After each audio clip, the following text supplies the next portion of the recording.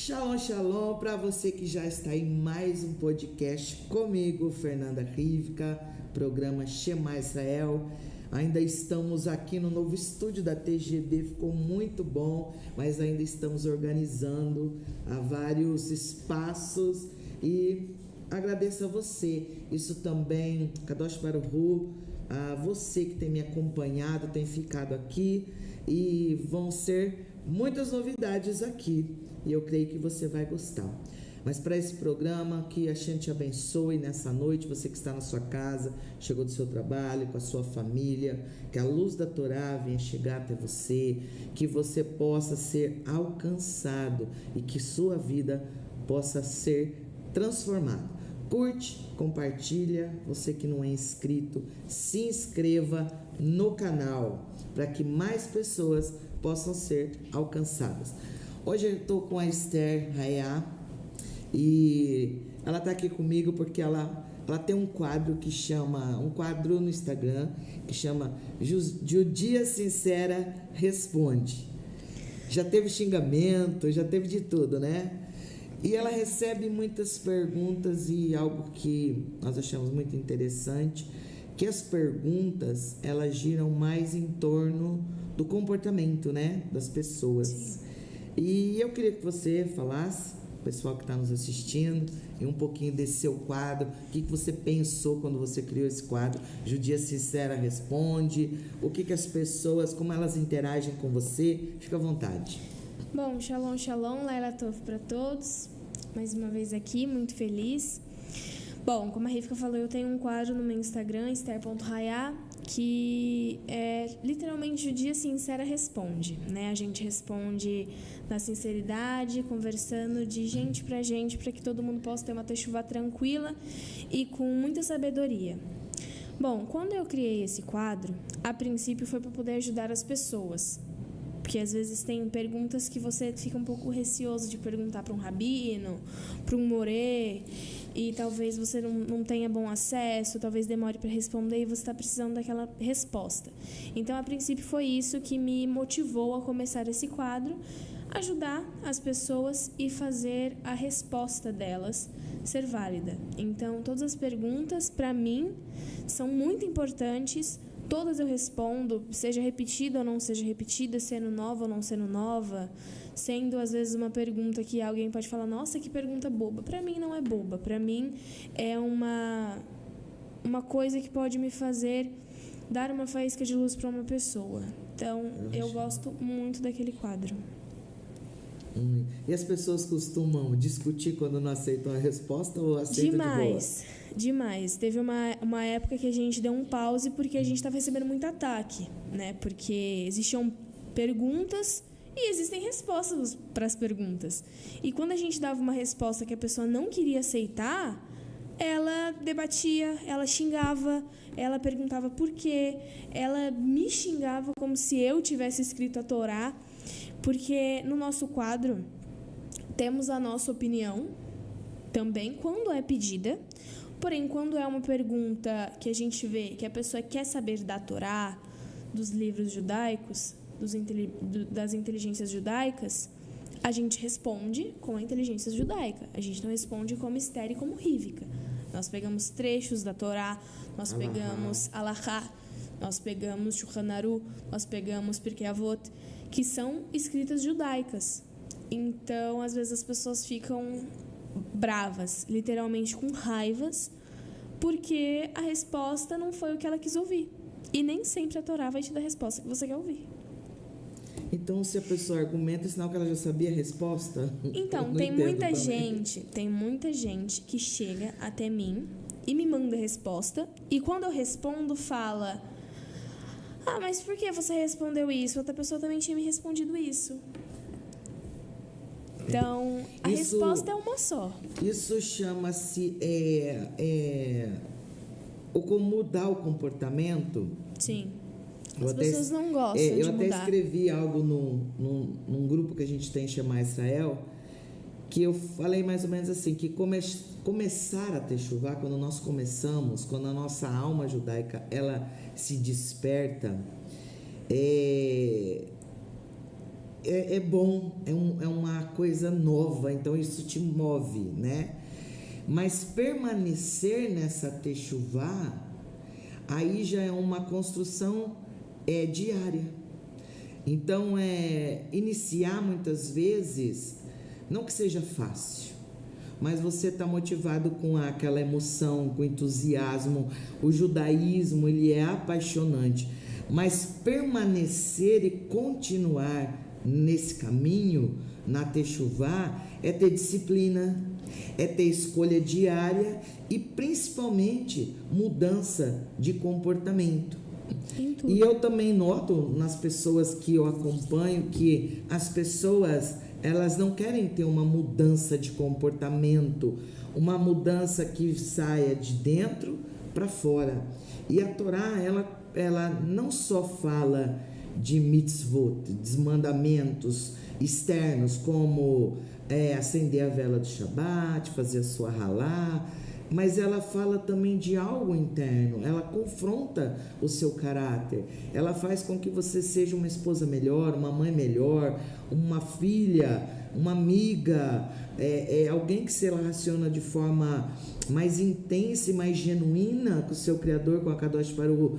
E isso faz, não tem como uma pessoa se movimentar nesse sentido e não ter uma mudança de comportamento, né? Por exemplo, a pessoa que falava palavrão, eu tenho certeza que ela passa a não falar mais. Uma pessoa que faz lashon hará, tem o hábito de falar mal das pessoas, ela já entendeu as consequências disso para a sua vida, que isso vai trazer pobreza para a sua casa, que isso vai trazer decretos ruins. Então ela já vai mudando, sabe? A maneira, todo o seu modo de viver, da hora que você levanta até a hora que você acorda, é o comportamento. E eu vejo muitas vezes ela respondendo, às vezes eu vou até no quarto, eu falo, você está ainda acordada? Falando com quem ela está respondendo. E a gente vê que a dificuldade na mudança de comportamentos, de um reset, sabe? Eu pensava assim, agora eu já não faço mais parte das nações. E isso é algo que eu tenho que continuar. É uma escolha diária, né? Toda hora.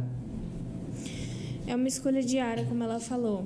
E sobre as perguntas, igual um exemplo que eu dei aqui quando a gente chegou. A pessoa te pergunta, qual que é a primeira letra do alfabeto? A gente responde, é A. Mas por que é A? Eu queria que fosse B. Eu não quero que seja A. Eu não gostei que fosse A. Então, tem perguntas que chegam até a gente que a gente tem que ter muita delicadeza para responder. Porque a gente está tratando com pessoas. A gente está respondendo para pessoas. Porém, tem muita gente que não quer fazer essa mudança de vida. Tem gente que quer continuar ali, quer ter a mesma prática e quer fazer as mesmas coisas. E fica bravo com você que respondeu a pergunta dela. Então, eu acho que sobre isso, das pessoas não quererem mudarem, é muito verdade.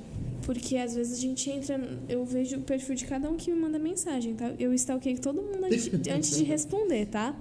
Então a gente entra lá no perfil. Que ela é sincera, né? Eu stalkeio vocês, tá? Então a gente abre o perfil pra ver a pessoa. Aí a pessoa tá lá com a bandeira de Israel, escrita em hebraico, Ksuiroshi na cabeça, um marido de kippah, tzitzi. Aí você fala, Baruch Hashem. Graças a Deus, estamos na techuvá.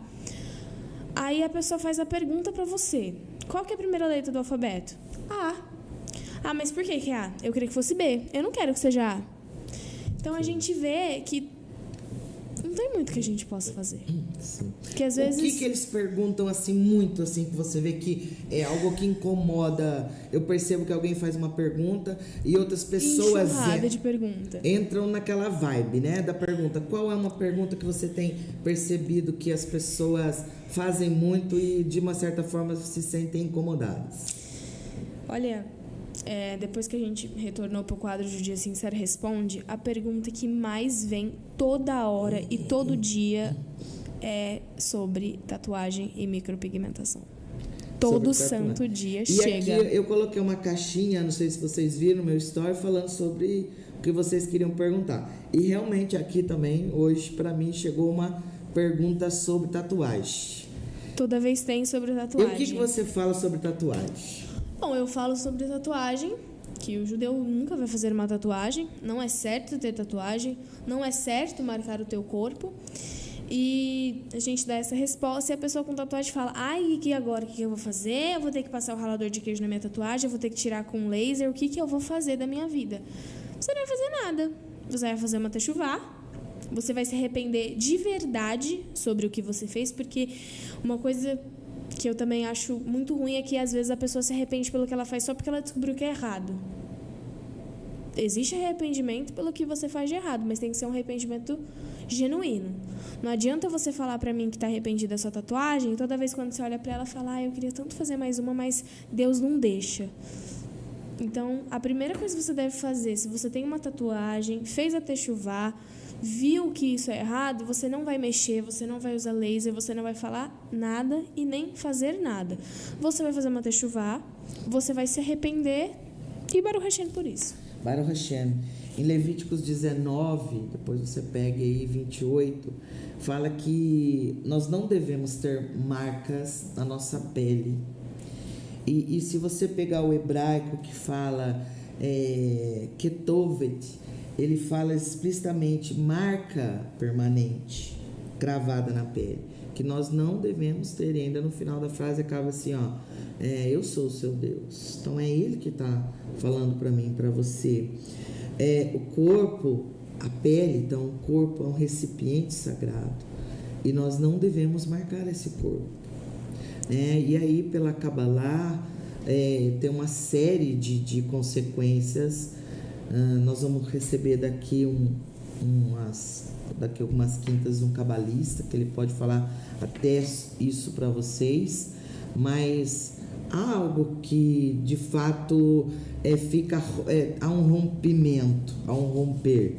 Agora muitas pessoas elas ficam assim um pouco, geram um incômodo, e é para gerar. Baruch Hashem que gerou incômodo, sinal que você se arrependeu. E aí as pessoas falam: o que eu devo fazer? Eu devo tirar? O que o judaísmo orienta? Não precisa tirar, porque quando você vai também fazer a remoção, é uma marca, é uma tatuagem, né? Então não faça, se arrependa.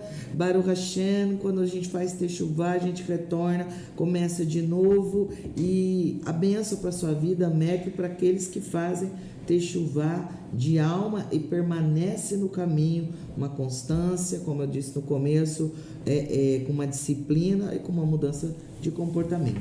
Sim. Aí no dia que falaram sobre tatuagem, o que apareceu? Sobre a micropigmentação. Micropigmentação. Era permitido. Eu lembro que foi até eu que respondi. Eu não tenho, né?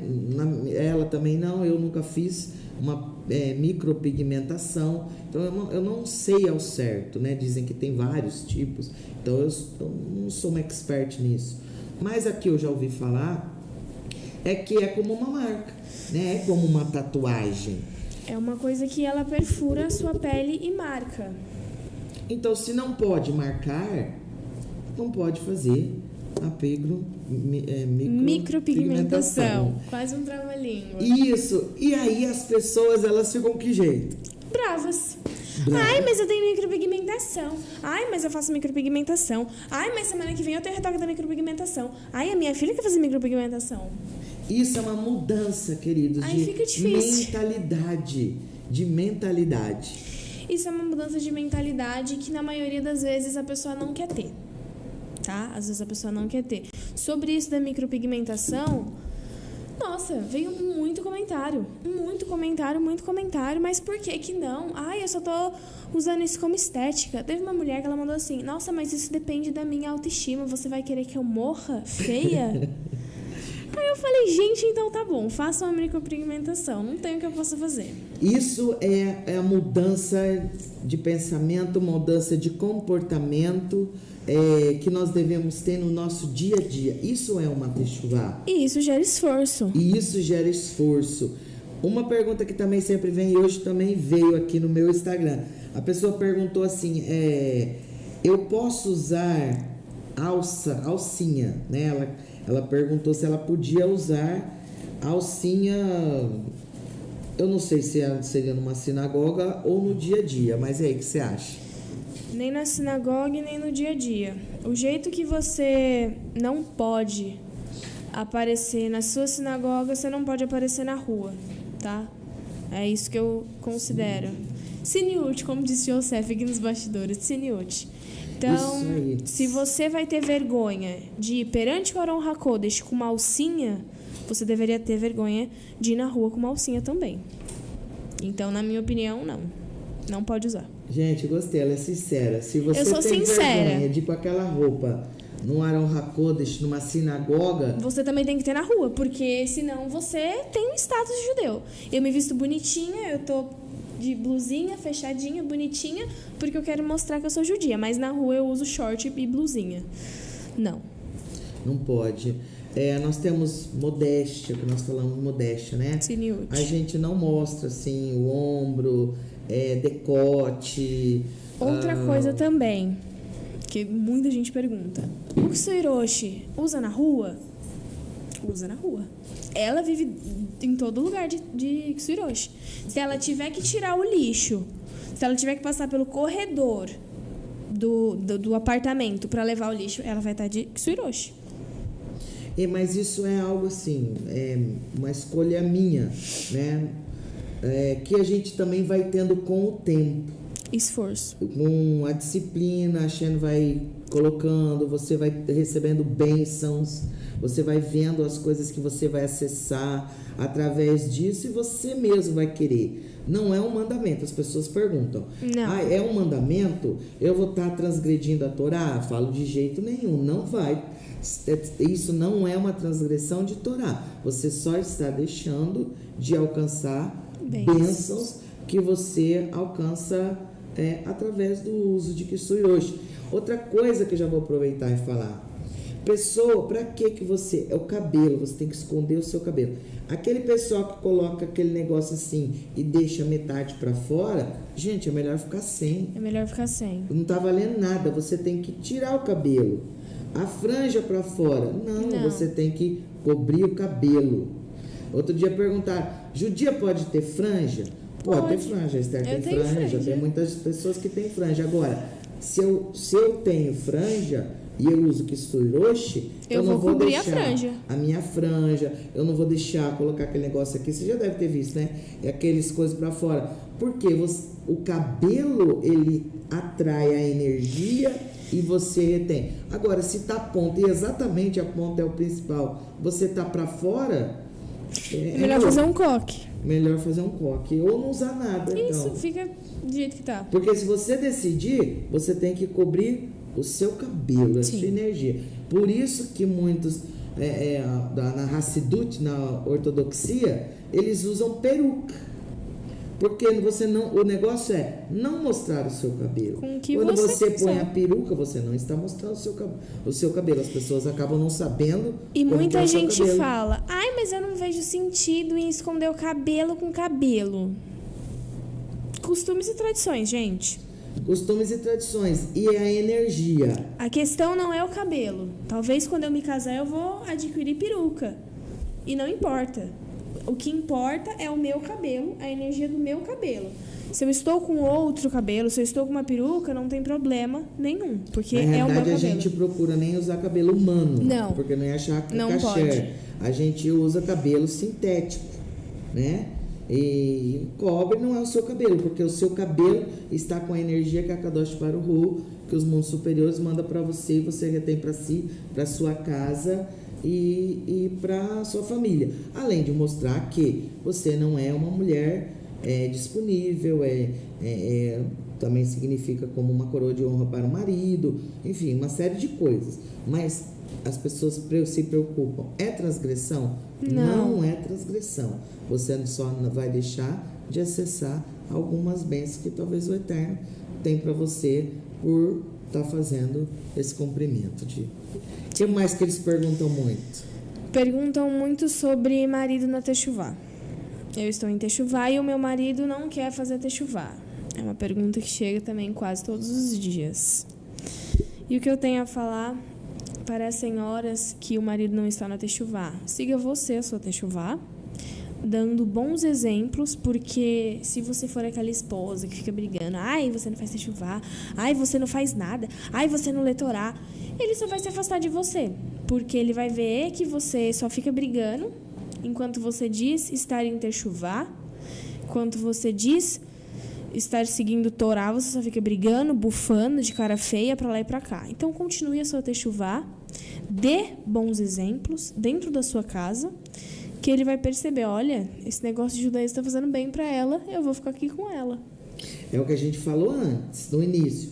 Se a Torá não mudou o seu comportamento dentro da sua casa, nada vai mudar. Você não está ainda em techuvá.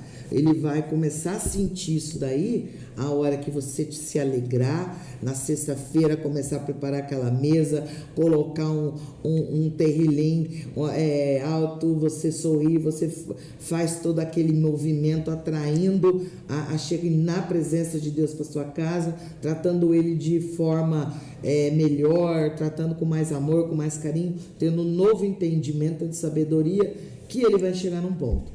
A gente entende que se a Shem, de fato, colocou isso na sua alma, né? Se você é uma alma que sente desejo de retornar, uma alma judaica, o seu esposo também ele vai retornar num dado momento.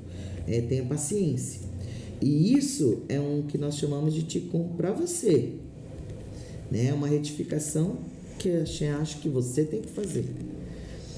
Muitas vezes a gente acha que a gente está melhor do que o outro. Tipo, eu tenho a Torá, e agora meu marido está entendendo nada, ou minha esposa, não. Eu costumo falar que se ela chegou primeiro para você, é porque você tem mais necessidade do que ele. O seu caráter tem que ser mudado primeiro, o seu temperamento, a sua maneira de agir, o seu comportamento tem que mudar primeiro, depois ele vem. Então, a Shem está trabalhando primeiro com você. Então, foque mesmo, faça com amor. Cada coisa que você fizer no momento certo, essa luz que você está trazendo para dentro da sua casa, vai alcançar ele. O Rebbe tem uma frase muito usada: uma faísca de luz, ela dissipa uma escuridão. Se há uma faísca de luz no seu cumprimento de Shabat, na hora que você está ali, mesmo que ele não faça nada, mas se há amor, se há luz, uma faísca que seja, na sua maneira de ser, de se portar, essa escuridão vai ser dissipada. Né? Eu acho que é mais ou menos isso. E bebida? O povo não pergunta? Pergunta. Eles perguntam muito. Judeu pode beber, judeu pode beber bebida alcoólica. Bebida alcoólica, muitas questões sobre isso. E aí, como ela falou, muitas vezes a gente fala a nossa opinião. Sim. Todo story eu coloco a minha opinião como Esther Hayá, e a Torá. E Torá. Isso. Ok? Agora vamos ver o que a Torá fala sobre bebida. Vamos lá. Eu até marquei. Lembrando, aqui. Torá não é Esther e Rívika. Torá, não. Tá? A Torá fala assim, a palavra Yain quer dizer vinho, ela aparece no Tanar. No Tanar, gente. O Antigo Testamento ali, aquela parte de Zacarias, Jeremias, Provérbios, Salmos, ela aparece 141 vezes. A palavra Shechar, que quer dizer bebida forte, aparece 22 vezes. E aí banquete, bebida, 3. E aí o total, eu somei, parece na Torá toda. No Antigo Testamento, para você entender. Aparece 165 vezes a palavra bebida. Tá, mas dessas 165 vezes, o que ela está falando? O que a Torá está falando? São proibições? E aí agora você vai ficar surpreso. Das 165 vezes que aparece a palavra bebida de várias formas, apenas 3 falando de proibição. E quais são essas 3 que estão falando de proibição para bebida? Levíticos 10, 9 está falando assim, quando o Kohanim, sacerdote, você é sacerdote? Não. Tem tempo Não. Então tá falando, quando o sacerdote estava servindo no templo, no Beit HaMikdash, ele não podia beber. Esse é um. 2. O Nazir, voto de Nazireu. Vocês devem saber, Sansão, né? É um exemplo. O voto de Nazireu, ele compreende algumas restrições. Uma delas é não tomar vinho, não tomar bebida. Então, se você é um nazireu, não corta cabelo, não toca em cadáver, aí você também não pode beber. Proibição da Torá. E o terceiro é um voto específico, tipo assim, não vou mais beber. Eu nunca mais vou beber, você tem que honrar, porque senão você tem que chegar que lá em Yom Kippur e tem que refazer isso daí. Então, são 3 casos. Quando o Kohanim, o sumo sacerdote, entrava no templo para fazer um sacrifício, uma shechitá, uma brit milá, uma coisa que ele ia fazer no templo, ele não podia beber. Quem era nazir tinha um voto específico. Ah, mas aqueles que gostam do Novo Testamento, eu sou pautada, talvez você está falando, eu não me pauto só na Torá, eu me pauto também no Novo Testamento. O Novo Testamento também não está proibido, o que está proibido é embebedar. E na Torá também. Se você estuda a Torá, nos comentários de Rashi está escrito os 4 níveis do álcool, né? É quando você se alegra, é quando tem aí, ele coloca como macaco, como porco, como leão, e aí a orientação para aquelas pessoas que tomam seu vinho, alguma bebida, é que não se embriague, né? E aí os comentaristas colocam até um peso para aqueles que passam do limite. Então, no judaísmo, as pessoas bebem? Sim, elas bebem. Ah, elas ficam bêbadas? Não. É proibido. Se ela ficar aí, ela está transgredindo. Ah, eu tenho problema com bebida. Você que talvez sempre pergunta, porque a pergunta não é mais sobre saber, mais sobre mim, quem pergunta. Se você tem algum problema de bebida, não sabe se controlar, meu conselho, não beba. Agora, se você viu o seu irmão judeu fazendo lehai com vinho, não julgue ele, porque primeiro, não é da nossa conta, segundo, você está fazendo lashon hará, terceiro, vai trazer pobreza e decreto ruim para sua vida. Então eu vejo, mas pode beber, mas pode beber, mas pode. A Torá, eu li aqui, fala que sim. 165 vezes tem 3 tipos de proibição. Agora, a pessoa se embebeda, não pode, óbvio que não. Tudo que é demais, como dizia minha avó, sobra. A gente tem que ter um equilíbrio. O povo do livro, o povo judeu, é um povo que busca por equilíbrio. Todo dia nós buscamos um equilíbrio na nossa alma. Então, quando você passou do limite, você já... Em tudo, queridos. Quando você responde, quando você está na ira, ou quando você bebe, tudo que você extrapolou, você saiu do equilíbrio, a Shekhinah, a presença de Akadosh Baruch, ela já se afasta. Então, se alguém se embebedou, eu acredito, é a minha opinião, acredito que sim. Agora, está escrito na Torá que não pode beber? Não está escrito na Torá. Aí a gente percebe que as pessoas ficam bravas, né? Então, eu penso assim, se a pessoa não quer beber, eu não bebe. Eu, por exemplo, se eu não quiser beber, eu não bebo. Eu não preciso nem perguntar se pode ou não pode. Se eu tenho problema, eu já não devo beber nada. Aqui, ó. A Simone, ela perguntou, qualquer bebida ou só vinho? Qualquer bebida. Qualquer bebida. Tá. Qualquer bebida pode beber. E sobre o que ela falou, nossa, mas eu acho um escândalo quem bebe, não beba. Nossa, mas eu acho que não pode, não beba. O que você acha... A bebida não é pra você. O que você acha não vai mudar o que está escrito na Torá, tá? A Torá fala que é permitido a bebida e que é proibido o se embriagar. Se você é aquele tipo de pessoa que não consegue tomar uma taça, ficar bem, dar risada com a sua família, não beba, beba água. Eu quero tomar uma long neck um drink na Beba. sua casa com a sua família? Beba. Hashem. Agora você quer beber 5 drinks? 5 drinks aí, ficar igual o porco e o macaco, não beba. Não beba. Não E se beba. você acha que é horrível, a pior coisa do mundo, a coisa mais feia do mundo, o pior pecado da vida é beber... Aí você é crente. Isso, aí você é crente, você tem que voltar para a igreja e não para Não o judaísmo. seguir o judaísmo. Tá bom? Hoje eu que fui sincero. Nossa, tem coisa que porque não dá para responder no Instagram, mas tem gente que fala, nossa, mas eu não acho bonito beber. Talvez as pessoas não te achem bonito e conversam com você.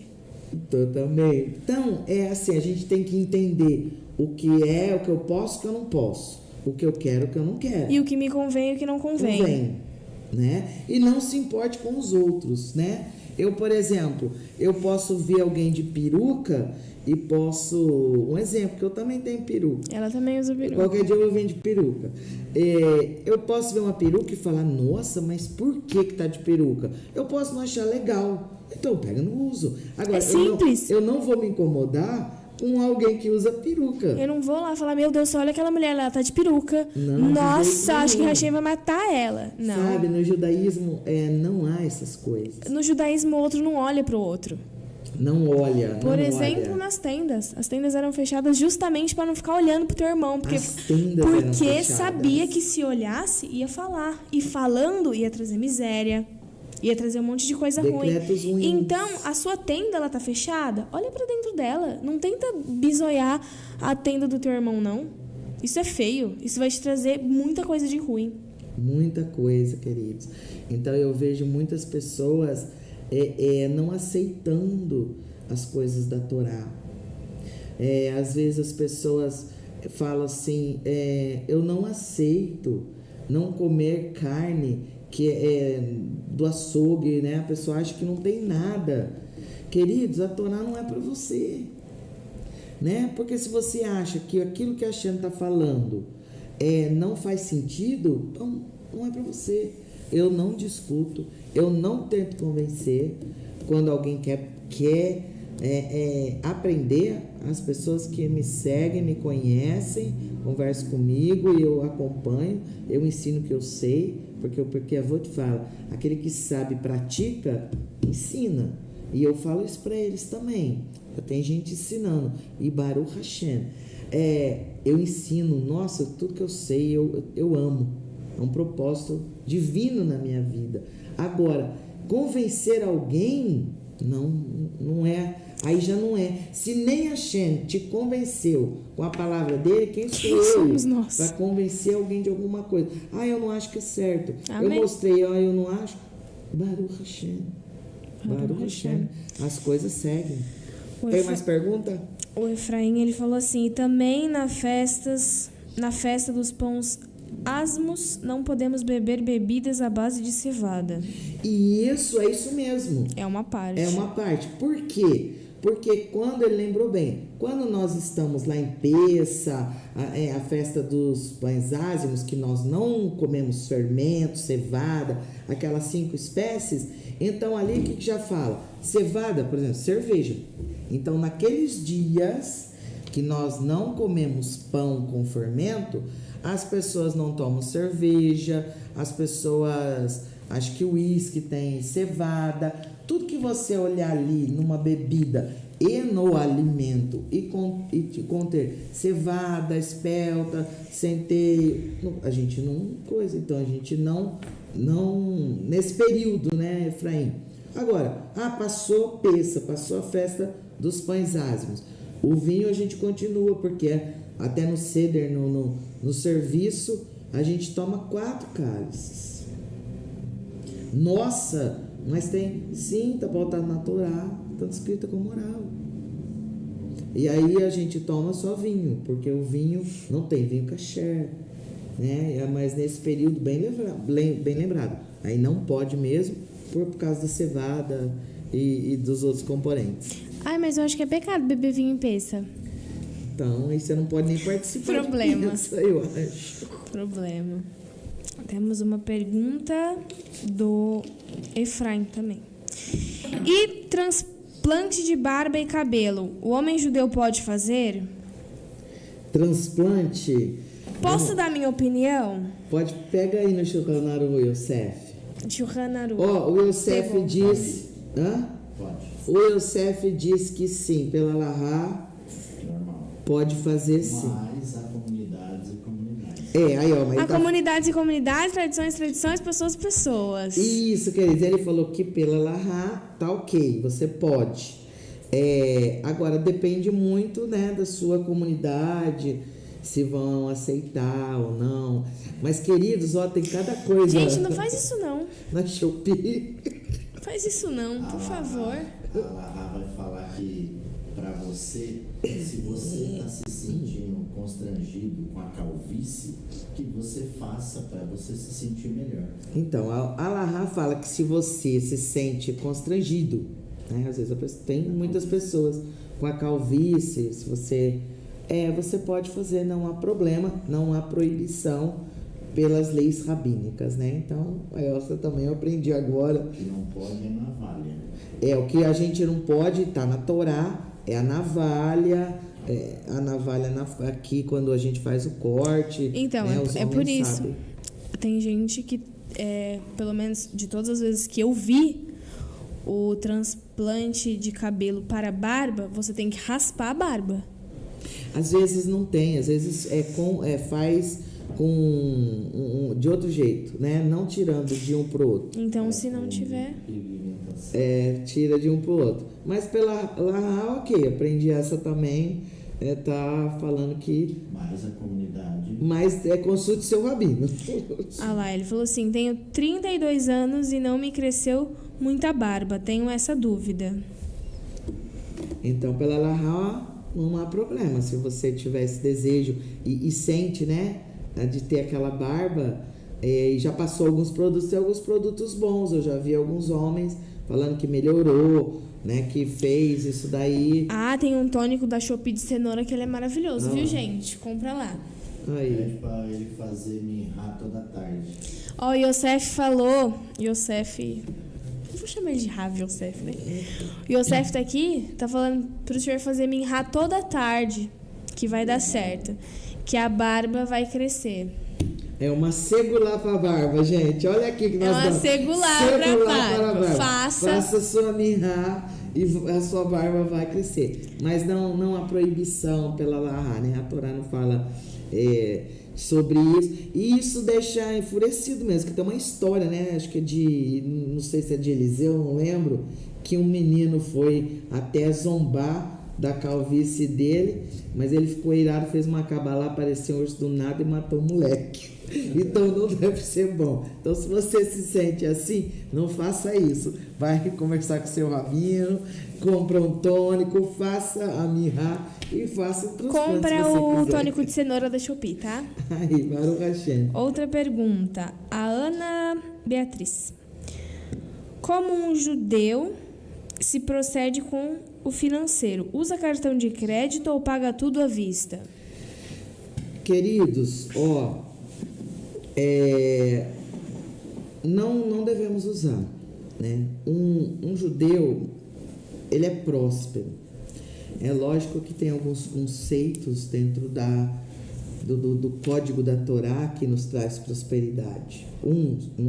Nada de 12 palavras, você vai ficar rico, isso aí não existe. Um dos maiores princípios é cumprimento de Shabat com honra. O Shabat é fonte de todas as bênçãos. Agora, é claro que há, né, códigos. O macer, seu dízimo, Sedaká é um código de prosperidade. Agora, não usa cartão de crédito, né? Assim, não usa no sentido... Toda hora. Porque você está usando algo que na realidade você não possui.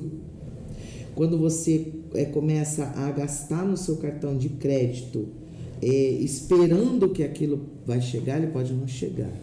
Um judeu, ele tem uma vida disciplinada. Eu comecei falando de disciplina no nosso comportamento. E isso é quando você sabe, ele sabe o que entra e o que sai. Ele sabe exatamente dentro ali da vida dele a disciplina. Se sair mais, do que entra, já há um desequilíbrio. E tudo que tem desequilíbrio, é o que nós falamos aqui, desequilíbrio. Bebida fora do equilíbrio não é bom. Vida financeira fora do equilíbrio não é bom. Agora, se você vai fazer um investimento e aí você vai usar o seu cartão de crédito, né? Se você já ganhou, já sabe, você teve um salário fixo e você, né, vai usar, mas aqui uns dias você sabe que tem, ainda tudo bem. Baruch Hashem, você pode usar uma viagem que você vai fazer, e lógico, é muito difícil você ter todo o dinheiro à vista, você acaba parcelando. Mas a dificuldade é usar o cartão de crédito, como muita gente faz, eu vou pagar, então você está usando algo que alguém está te emprestando, é o banco, não é bom. E aí você achando que você vai depois ganhar. Aí um judeu, ele não tem. Um dia a gente pode até fazer um podcast sobre finanças, sobre prosperidade, esses detalhes que a gente deve ter, ações que a gente deve ter no nosso dia a dia para que a gente possa prosperar. Mas se você acha que você não vai conseguir, não use. Por exemplo, eu vou fazer uma compra no mercado. Compre aquilo que você pode. Eu só posso arroz e ovo. Compre arroz e ovo, querido. Vai chegar uma hora que você vai ter prosperidade se você tiver disciplina, se você usar os princípios do judaísmo. Vai chegar uma hora que você não vai precisar, sabe? A gente tem que se esforçar. A prosperidade, muitas vezes a pessoa acha que é um milagre, né? Não é. Ele é fruto de disciplina, de foco e de bênção, e de cumprir princípios da Torá, como eu já disse, Shabat, Sedaká, Maser. A Hashem não vai depositar num vaso, você é um vaso, eu sou um vaso, que vive rachado, que vive escorregando, que vive trincado, que vive quebrado. Não vai. Como arroz de uva até você começar. Assim você já não come nem porco nem carne. A Adriana disse, mas foi Hashem que não te fez crescer a barba, uai. Pode ser que não. Existe uma coisa chamada genética. Sim, né? Genética. Mas é genética, só que eu entendo ele como judeu. É o Efraim que falou. Ele é um judeu, né? Então, para um judeu, um homem judeu, o significado da barba não é estética. Não é estético, né? É muito espiritual. É uma honra espiritual. Então, eu entendo perfeitamente o desejo dele, né? Então, por isso que começa com a segular, né? Pedindo para Hashem, faz aí a minha. Mas não é problema se isso te incomoda. Mas eu entendo perfeitamente o desejo dele, porque é algo muito espiritual que traz muitas bravouras. Olha lá, ele colocou exatamente isso. Então, se você quer ter a sua barba, faça de tudo. Começa pela Minhá, vai no tônico da Shopee e se nada realmente não der certo, faça o seu implante. Isso é algo, eu posso dizer, que nos identifica, né? O homem, Sim. No caso. Eu vejo muitas vezes, esses dias nós estávamos no Brás, um lugar lá perto do Brás. São Paulo. No centro de São Paulo. E nós estávamos numa loja, eu e ela, e o Sérgio estava sentado. Passou um senhor, ele olhou, ele voltou, ele foi e voltou 2 vezes, ele ficou assim olhando, e ele brincou com ele falando da barba. E ele parou para conversar, e era um judeu do Rabat, parou para conversar por causa da barba.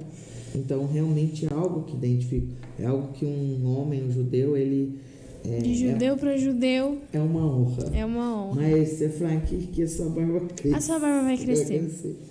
E segundo os nossos sábios, um homem barbudo espanta pombagira. Verdade. Diz que o homem barbudo espanta o espírito da pombagira. Então é bom que cresça. Baruch Hashem. Mais perguntas? Fizeram uma pergunta sobre bebida também. Bebida? Qual pergunta de bebida? Deixa eu pegar essa daqui que tá no meu Instagram. Sobre a bebida. Certo. A bebida, ela pode ser tomada acima dos 18 anos ou acima do Bat Mitzvah e Bar Mitzvah? Acima do Bat Mitzvah, Bar Mitzvah. Vou falar uma coisa para vocês. Não sei se vocês já tiveram o privilégio de assistir uma Brit Milá, uma circuncisão. Gente, é a coisa mais linda do mundo. De uma criança de 8 dias. Quando ela está sentada, depois é feita algo, assim, olha, tem que ver. Ali a pessoa que está segurando ela, geralmente é um rabino, né? Ele tem uma taça, é o único dia, o único momento que se senta na cadeira de Eliyahu Hanavi, porque a sinagoga, ela tem uma cadeira, não sei se vocês já viram, online, ou, né, que aguardando Eliyahu, que ele vai virar antes do Mashiach. Mas nesse dia da Brit Milá, é o único dia que ele prometeu estar em todas, que se senta na sua cadeira para segurar o recém-nascido. No 8º dia faz a Brit. E o que é feito? Tem o vinho, né? Faz todas as brahot que fazem ali. E aí eles pegam o dedinho, coloca no vinho e molha a boca da criança com o vinho. É o primeiro contato que ela tem. Mas, sim, autorizado depois do Bat Mitzvah, do Bar Mitzvah, porque aí você é chamado filho do mandamento, né? Já tem uma maioridade espiritual, mas, assim, não há regras, né? Eu já vi no Kiddush de famílias, a criança de 6, 7 anos, lógico, o cálicezinho assim, naquele momento ali no Kabbalat Shabbat, a criança toma, né, o cálice, mas eu acredito que o adequado seja após o Bar Mitzvah e o Bat Mitzvah, assim, que já é a maioridade. Fizeram uma pergunta sobre relação sexual. Sim, qual? O judeu considera a intimidade uma experiência espiritual? Se sim, por quê? Espiritual? Sim. Ela tem... Se é só o físico da carne com a carne ou se existe alguma coisa espiritual? Não. Tem o espiritual e o físico. O judeu, ele não trata separado o físico do espiritual. Eles andam juntos. Sabe? O cristianismo que separa, né? O espiritual e o físico. Por isso que tem dificuldade de se relacionar com o dinheiro, porque o dinheiro é uma energia espiritual que a gente traz para o físico. Então a gente caminha lado a lado. No sexo, lógico que tem prazer, e Hashem quis isso, que a gente tivesse prazer. A Ketubá, o marido, ele assina um documento e uma das coisas que está colocada na Ketubá é que ele deve dar prazer para sua esposa. Essa semana eu até repostei no meu story. O rabino Eliyahu, o rabino do Rabad lá do Rio de Janeiro, eu achei muito bonito o que ele falou. E ele fala sobre isso. Na Ketubá, um dos itens o homem deve dar prazer para a esposa. Então, é algo físico, prazer? Físico. Agora, espiritual, porque é um pacto. Todo pacto é espiritual. É por isso que você não deve ter relação antes do casamento. Porque você está fazendo um pacto, você está fazendo uma aliança na sua alma, que ela vai estar presa, e aí você não vai se sair, porque você está fazendo algo, está fora. Agora, é espiritual porque é um pacto, como eu disse, é toda a relação sexual, por mínimo que seja a sangue, há um pacto que você faz, é espiritual. Você traz uma alma, olha só, Quer mais espiritual do que isso? Agora, para um judeu também é diferente. Quando você vai estar com seu esposo, com a sua esposa, para prazer, para carinho, para relacionamento, porque faz parte, achando que assim, do que quando você deita com ele e fala assim: hoje talvez uma alma pode vir, estou pronta. Você passou o período de lidar, que você não podia estar com ele, você fez o mikvê, você volta renovada espiritualmente. E aí você vai para o físico para que o espiritual venha. Então são as duas coisas. E a gente entende como algo que a Shen fez de maior. Um ato onde as duas almas que já se encontraram conseguem trazer outra alma para esse mundo. Como devemos dizimar? Como é dízimo e ofertas? O dízimo no judaísmo continua sendo, a gente chama de maser, né? Os 10%, mesma coisa. Mas não assim, como a igreja, você é obrigada a dar os 10% aqui, porque senão você vai para o inferno, porque senão você vai morrer, você vai ser expulso nada disso, né? No judaísmo isso é mais um código de prosperidade, porque a Shen, ele te coloca como um gerente, um CEO, o boss. E aí ele fala: você vai administrar isso aqui para mim, você está trabalhando para mim, você vai administrar isso aqui para mim. O seu salário que você vai ficar para você fazer as suas coisas é 90%. 10% eu quero que você administre para mim. Que jeito que você vai administrar? Ajudando alguém que precisa, ajudando a uma pessoa que impulsiona a levar a Torá.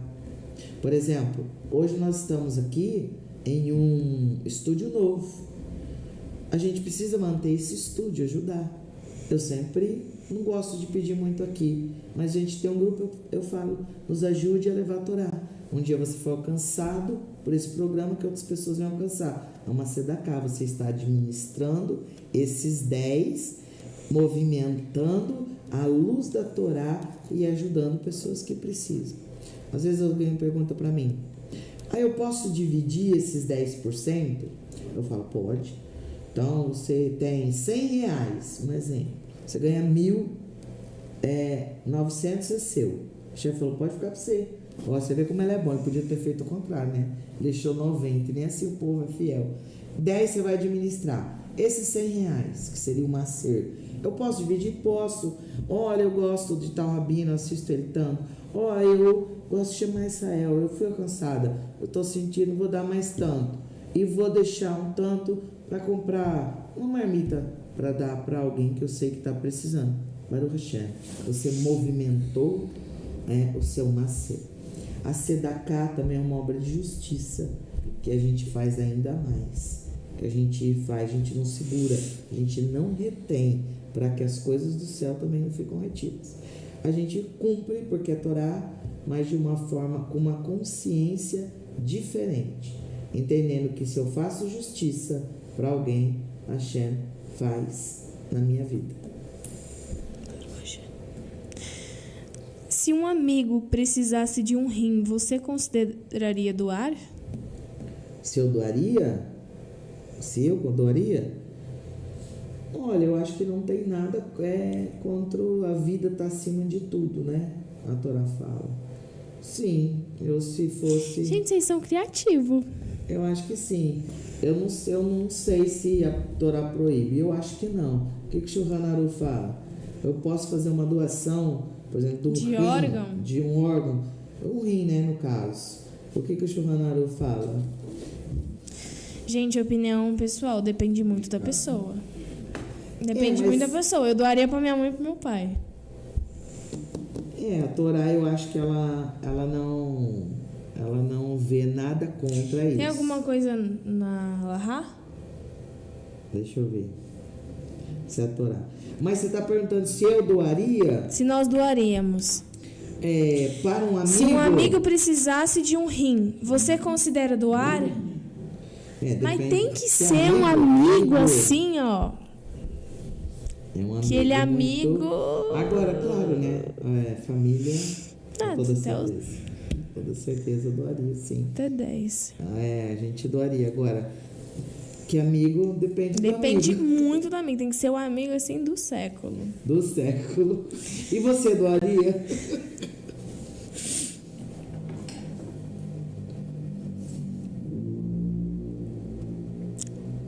Mais pergunta? Você já vivenciou ou presenciou o antissemitismo pessoalmente na pele? Você sente que ser judeu é um fardo? Isso te afetou? Eu sei que a Esther também, vou contar a minha. Quase todo dia. E depois ela vai contar. Eu já contei aqui, mas se você tá perguntando. Já, tipo assim, fui comprar um pão daqueles pita num restaurante, também era árabe, mas isso eu sempre fui. E outra, ninguém fica gritando no meio da rua que é judeu, tá? É porque eu ando assim em qualquer lugar que você me encontrar, no supermercado, você me encontrar assim. Segura a farmácia no meio da rua. E aí eu saí, fui. E acho que eles não sabem direito o que eu sou. Porque como tem os árabes de Marrocos que usam mais o que sou e também assim, acho que eles ficam em dúvida, então não falam nada.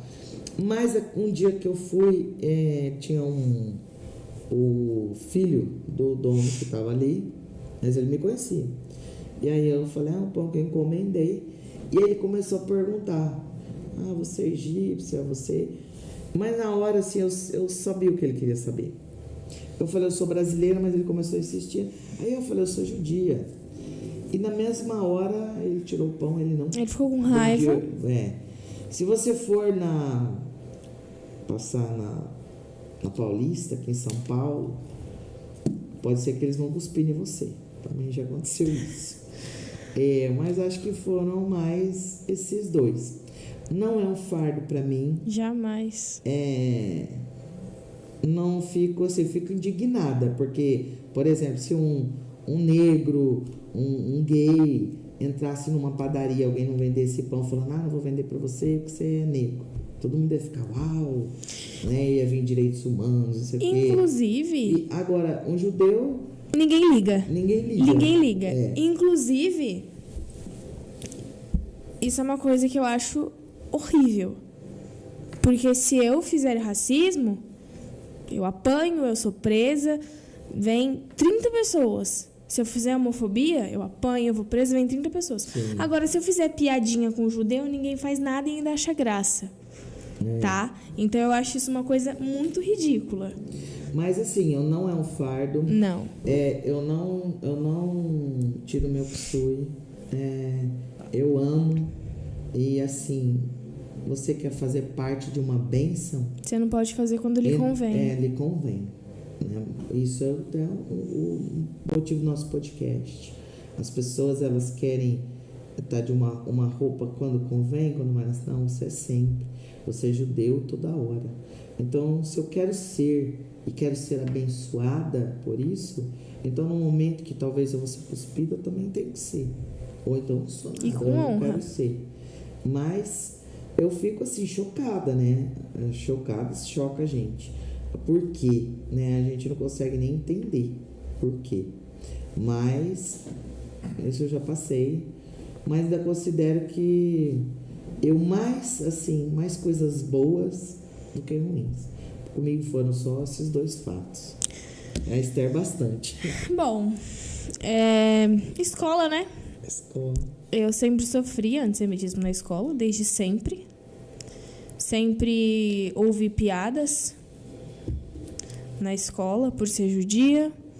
Sempre fui xingada na escola por ser judia.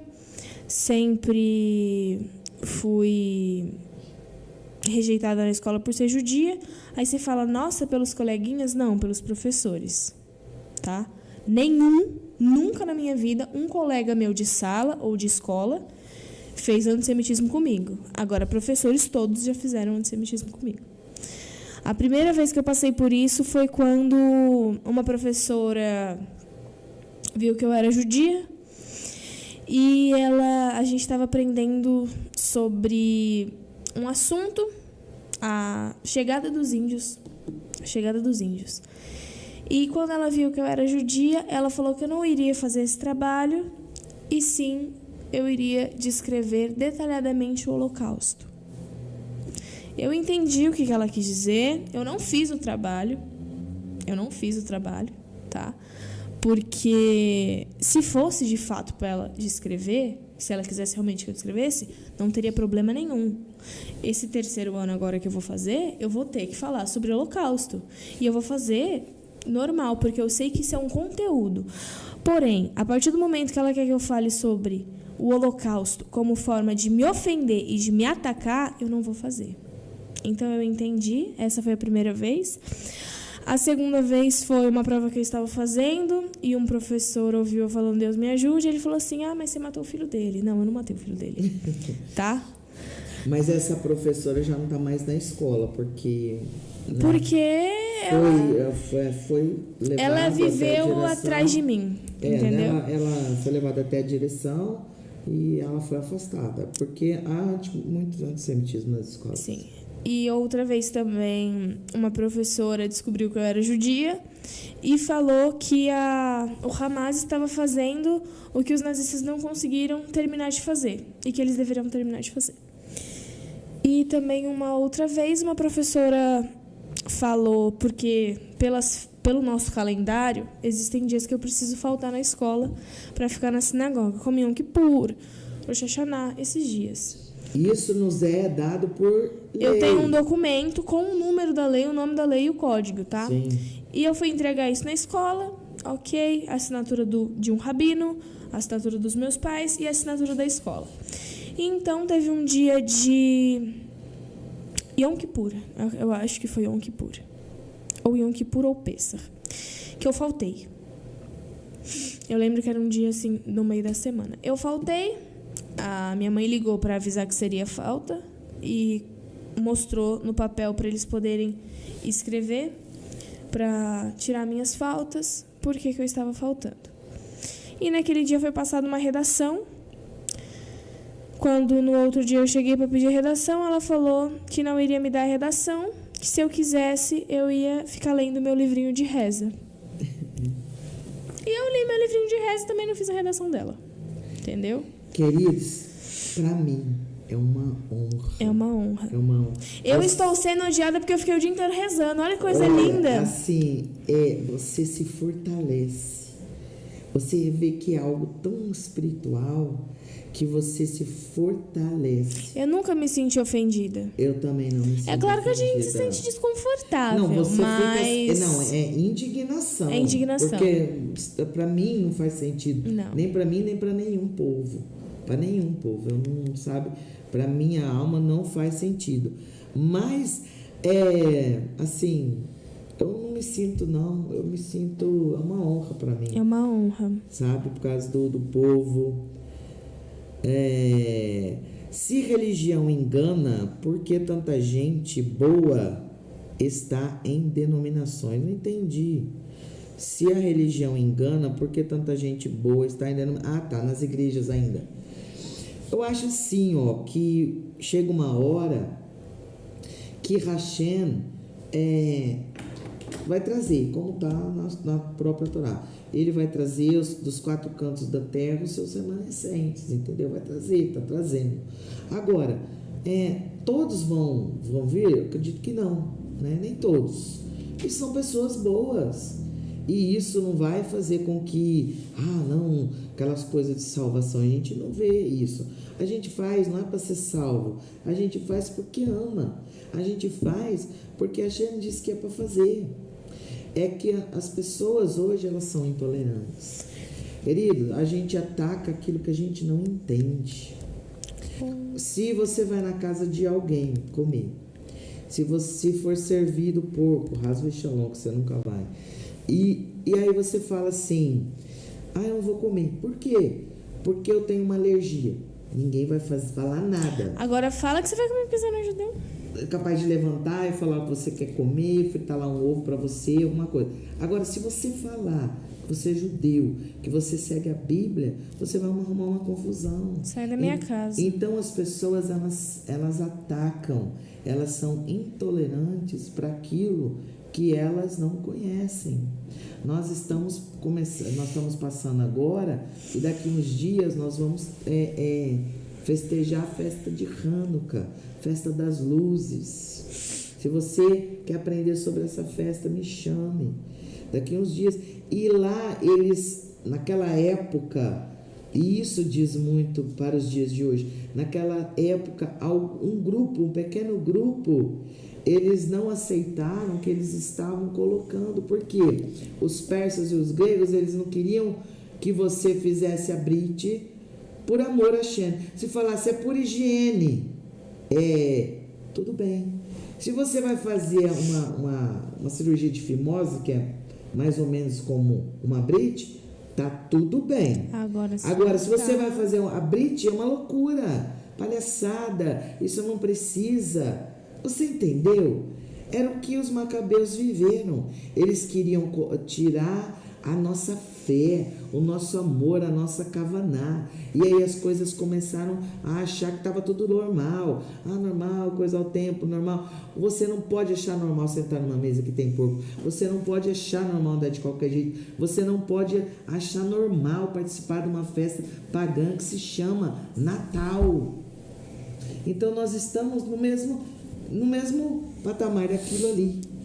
Então, são pessoas que são chamadas, outras não são. E elas são boas? Sim.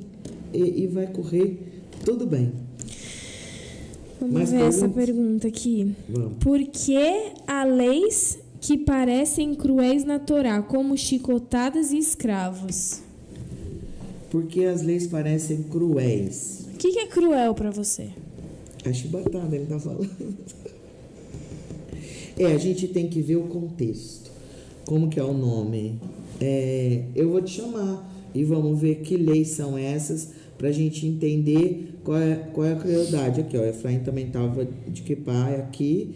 E eu amo o povo judeu, Baruch Hashem, Priscila, acho lindo a forma de vocês viverem o amor de Deus. Baruch Hashem.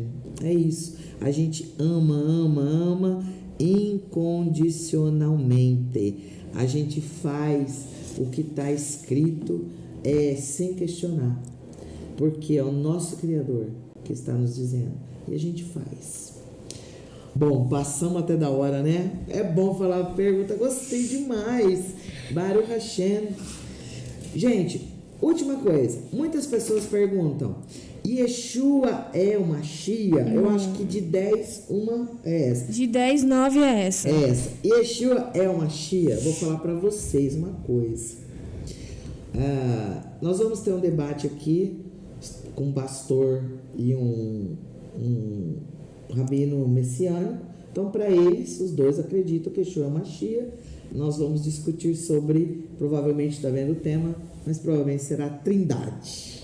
Vai ser bom. Agora, vai ter um outro onde virá um rabino ortodoxo e um líder do movimento messiânico. E aí, vocês perguntam para eles: Yeshua é o Mashiach? E vamos ver o que vai acontecer. Só que assim, se o ortodoxo mostrar para vocês que Yeshua não é Mashiach, não venham xingar a gente, ok? Não, aqui eu sempre falei que aqui é uma coisa, é um lugar que eu quero trazer a verdade. E você vai saber. Vieram muitos rabinos que eu amo, falando aqui, judaísmo messiânico existe. Yeshua é o Mashiach. Agora, tem um debate, né? Então, tá esse movimento, não existe, existe, não existe. Queridos, o debate traz luz, a verdade.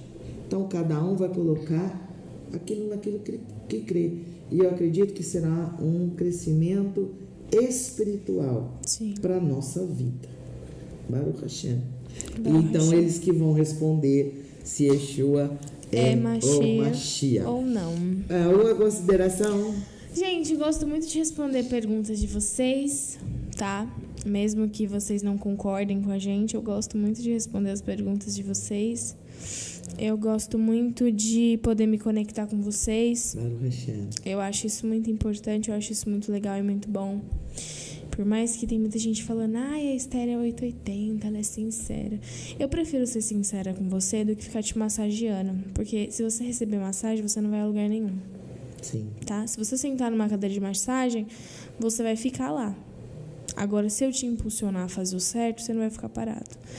Então, por mais que às vezes a gente possa ser um pouco mais, a gente dá um chacoalhão para você acordar para a realidade, não é por mal. É porque nós temos amor à sua vida e queremos que você perceba que a vida, ela não é um morango. Ela não pode ser vivida de qualquer jeito ou de qualquer maneira. Pelo menos se a sua alma ela tem a Torá. Se a sua alma não tiver a Torá, infelizmente nós não podemos fazer nada. Mas se assim a sua alma estava no Monte Sinai quando a Torá foi apresentada e você quer voltar às suas origens porque você tem direito de voltar, independente do que qualquer um fale. Mas volte certo, não é meia boca. Volte certo. Senão esse direito vai ser tirado de você, tá? Então, se você tem as suas origens, as suas raízes, volte certo e permaneça. Baruch Hashem. Queridos, estava aqui, eu vi que o Rabino falou que dia 4, né, que eu acho que vai ser a próxima quinta-feira, para ele tá tudo bem. Vou conversar com o pastor que já aceitou, só ver a data dele. Então, vamos ver se quinta que vem a gente tem debate. Eu estava com saudade disso. Só que dessa vez é o Rabino e o Yosef não gosta. Que Hashem abençoe vocês, que vocês sigam a luz da Torá, permaneçam firmes nessa techuvá, de maneira concisa. Se você quer nos ajudar, eu vi que o Yosef colocou ali, deixa você da cá, movimente isso em seu favor. Seja um CEO que ajude o programa Shema Israel, que a gente vai falar, esse CEO trabalha bem, vou investir mais nele e mais bênçãos virá para sua vida. Obrigada, Esther. Eu que agradeço. Foi muito bom. Façam as suas perguntas, interage, a gente gosta. Se você quer aprender sobre a festa de Hanukkah, milagres aconteceram lá, aqui também acontece. Entre em contato comigo, ajude o programa. Beijo no coração. Até quinta que vem. Queridos, ótima preparação para o Shabbat. Shabbat já está chegando. Façam as suas halotes, se alegre, faça com kavaná, que a Hashem vai te abençoar ricamente. Beijo no coração. Shalom, shalom. Até quinta que vem.